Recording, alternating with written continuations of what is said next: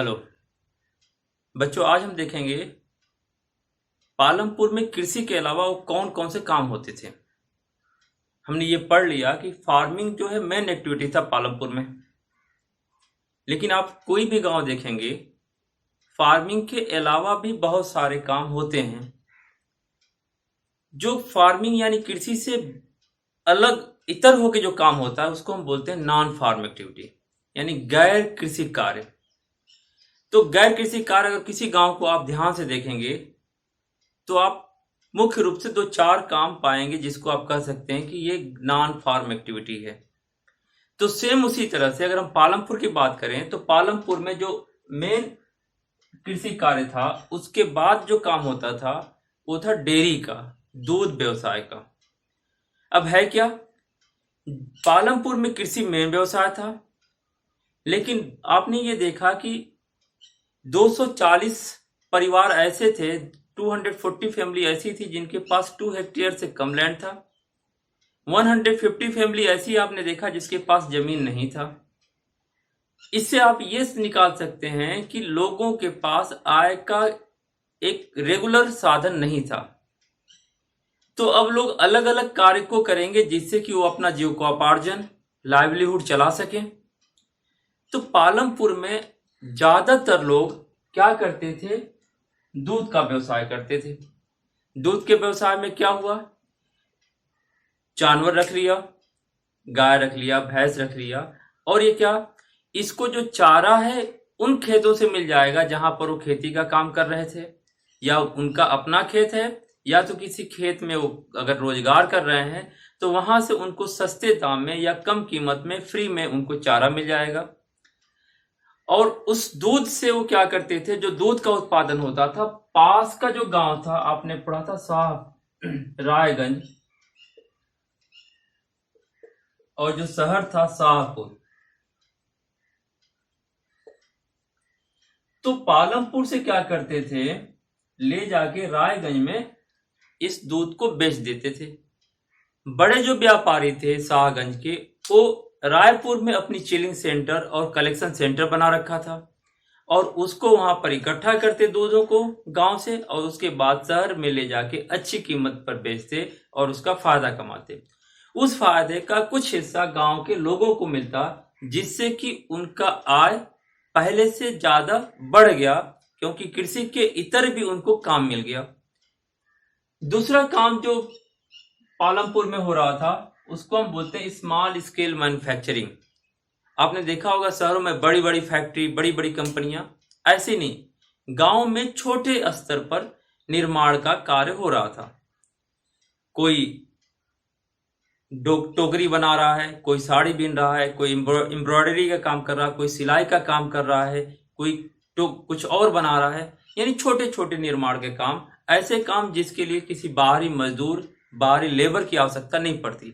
आमतौर पर गांव में जो ऐसे काम किए जाते हैं वो घर के सदस्यों के द्वारा ही किए जाते हैं। अगर जरूरत पड़ती है तो आप देखेंगे कभी कभी वो लेबर को हायर कर लेते हैं, नहीं तो ज्यादातर जो स्मॉल स्केल इंडस्ट्री है, जो गांव के लेवल पर होते हैं, छोटे स्तर पर होती है, उसमें परिवार के सदस्य काम करते हैं।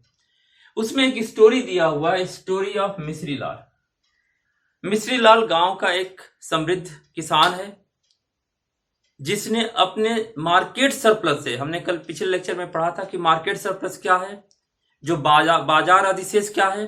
बाजार अधिशेष हमने ये पढ़ा कि उत्पादन का वह हिस्सा जो उपभोग से बच जाता है, जिसको हम बाजार में ले जाके बेच देते हैं, यानी वो सरप्लस अमाउंट जिसको हम बाजार में बेचते हैं उसको बोलते हैं मार्केटेबल सरप्लस। तो मिश्री लाल भी ऐसा था जिसके पास बाजार अधिशेष अधिक था, मार्केटेबल सरप्लस था। तो उससे जो पैसा मिला, मिश्री लाल ने अपने गांव में एक शुगर केन क्रशिंग मशीन खरीद लिया। पालमपुर में उसके पहले जो शुगर क्रश होता था वो आमतौर पर गाय या बैल का यूज करके वो क्रश करते थे, जो आपने देखा होगा गांव में। तो अब जब मिश्री लाल ने ये इलेक्ट्रिक रन जो शुगर क्रशिंग मशीन लाया, यानी विद्युत से चलने वाला शुगर क्रशिंग मशीन लाया, इससे क्रश करना फास्ट हो गया और जोगरी बनाना यानी गुड़ बनाना आसान हो गया। तो मिश्री लाल ने क्या किया कि जब स्मॉल स्केल पर उसने एक क्रशिंग मशीन लाया जो इलेक्ट्रिक से जनरेट होती चलती थी, इससे एक बड़ी तादाद में कम समय में वह शुगर केन को कर पाता था और गुड़ बनाने का काम तेजी से करता। आम लोगों से भी गन्ना खरीदता, उसका गुड़ बनाता और पास के शहर में ले जाके बेच देता। अब आप सवाल करेंगे, सर ये हम गांव में न बेच करके दूध भी हम ले जाके शहर में बेच रहे हैं, मिश्री लाल अपना गुड़ भी ले जाके शहर में बेच रहा है, ऐसा हम क्यों करते हैं? गांव में चूंकि इन चीजों की उपलब्धता ज्यादा होगी, यानी सप्लाई ज्यादा होगी, सभी लोगों के पास अपनी आवश्यकताओं के लिए बेसिक चीजें होंगी, तो वहां पर डिमांड कम होगा, सप्लाई ज्यादा होगी, इसलिए उसकी कीमत कम मिलती है। इसीलिए आपने देखा होगा कि आमतौर पर गांव के लोग अपने सामान को अच्छी कीमत के लिए शहरों में ले जाकर बेचते हैं, जहां पर डिमांड ज्यादा होती है, इसीलिए उनकी कीमत अच्छी मिल जाती है। इसीलिए दूध को भी शहर में ले जा रहे हैं और मिश्री लाल भी क्या करता है, अपने यहाँ से जो गुड़ बनता है उसको ले जाके शहरों में बेचकर एक अच्छी लाभ प्राप्त कर लेता है, प्रॉफिट गेन करता है। शॉपकीपिंग देखा होगा आपने, गांव में हर गली मोहल्ले में आपको एक छोटी सी दुकान देखने को मिल जाएगी, जहां पर आपकी जरूरत की सामान, बिस्किट, नमकीन और जो छोटे मोटे सामान है आपको, जिसको हम जनरल स्टोर कहते हैं, मिल जाती है। कृषि के अलावा कृषि में आपको पास पूरे साल का काम नहीं होता। आगे हम चल के पढ़ेंगे कि वहां पर डिस्गाइज्ड अनएम्प्लॉयमेंट होती है, छिपी बेरोजगारी होती है, अर्थात जितना काम होता है उससे ज्यादा हमारे पास लोग होते हैं, हमारे पास समय होता है। सीजनल अनएम्प्लॉयमेंट कृषि में पाई जाती है, यानी कि हमारे पास पर्याप्त समय होता है और अन्य कार्य करने के लिए। तो कृषि के अलावा बहुत सारे लोग हैं जो शॉपकीपिंग का काम करते हैं, यानी दुकानदारी का काम करते हैं। शहरों से छोटे छोटे सामान खरीद के लाते हैं, गांव में उसको बेचते हैं। शॉपकीपिंग में ही एक एग्जांपल है, एक स्टोरी दिया गया है आपकी किताब में, इसका नाम है स्टोरी ऑफ करीम। करीम एक गांव, पालमपुर गांव का एक निवासी होता है।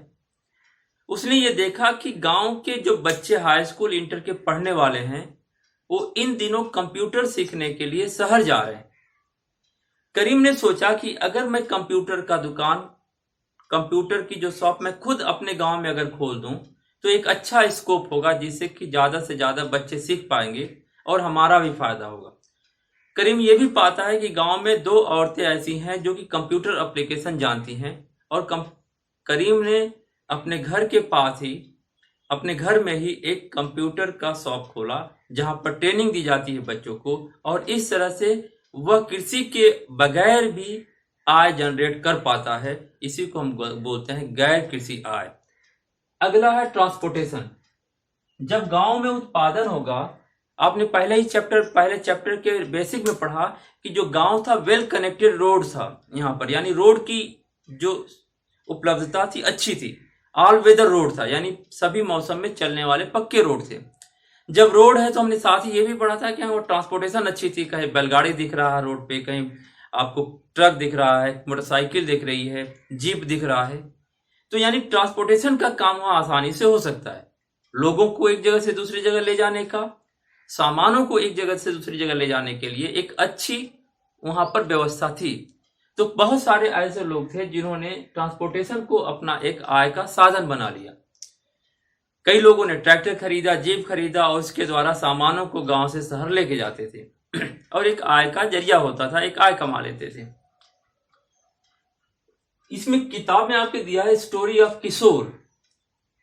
किशोर एक गांव का छोटा सा किसान होता है, जो कृषि से उसकी आवश्यकताएं पूर्ति नहीं होती है, वो लोन लेता है। लोन लेके वो किशोर जो है गांव का किसान होता है, कृषि से जिसकी आवश्यकताएं पूरी नहीं होती हैं, तो गांव में कम ऋण पर लोन उपलब्ध हो रहा था। उसने लोन से एक भैंस खरीदा। भैंस से वो दूध का भी काम करता था, यानी दूध निकाल के भी बेचता था, और जरूरत पड़ने पर समय समय पर उस भैंस को वह ट्रांसपोर्टेशन के तौर पर भी काम करता था, यानी शहरों पे सामान ले जाके पहुंचाना और शहरों से सामान लेके आने का भी काम करता था। इस तरह से किशोर ने अपने आय के स्रोत को बढ़ाया और अपनी जो निर्भरता थी कृषि पर, जिससे उसकी आवश्यकताएं पूरी नहीं कर पा रहा था, उसको उसने ट्रांसपोर्टेशन के माध्यम से जाके पूरा किया। तो इस तरह से हम देखते हैं कि कृषि के अलावा और सारे भी कार्य हैं जो गांव में किए जाते हैं, जिसको हम बोलते हैं गैर कृषि कार्य। मुख्य रूप से आपकी किताब में 4 तरह के गैर कृषि कार्य के बारे में जिक्र है। तो क्वेश्चन ऐसे आएगा कि पालमपुर में कौन कौन से नॉन फार्म एक्टिविटी हैं, तो आप बता देंगे कि पशुपालन है या डेयरी है, शॉपकीपिंग है, स्मॉल मैन्युफैक्चरिंग है और उसके बाद ट्रांसपोर्टेशन है। फिर इसके बाद पूछेगा कि इनमें अलग अलग जो सेक्टर है उसमें फिक्स फैक्टर क्या है। पिछले हमने जिक्र किया कि जो किशोरी का फिक्स फैक्टर है वो करीम के फिक्स फैक्टर से अलग होगा।